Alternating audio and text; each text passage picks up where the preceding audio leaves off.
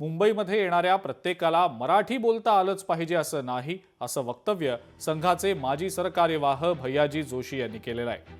मुंबईत अनेक भाषा आहेत, घाटकोपरची भाषा गुजराती आहे, त्यामुळे मुंबईत येणाऱ्या प्रत्येकाला मराठी बोलता आलंच पाहिजे असं नाही, असं वक्तव्य भैयाजी जोशींनी केलेलं आहे। विद्याविहार इथल्या एका कार्यक्रमामध्ये भैयाजी जोशी यांनी हे खळबळजनक वक्तव्य केलंय। मुंबईची एक भाषा नाही, मुंबईच्या अनेक भाषा आहेत, पण त्या त्या भागाची काही भाषा असते। त्या घाटकोपर परिसराची भाषा गुजराती आहे। गिरगावमध्ये हिंदी बोलणारे कमी मिळतील, मराठी बोलणारे। त्यामुळे मुंबई सोपं आहे की येणाऱ्या माणसाला मराठी शिकलं पाहिजे असं नाही। त्यामुळे बहुतेक दीपकची पण मराठी शिकले नसावे असं काही वाटतं।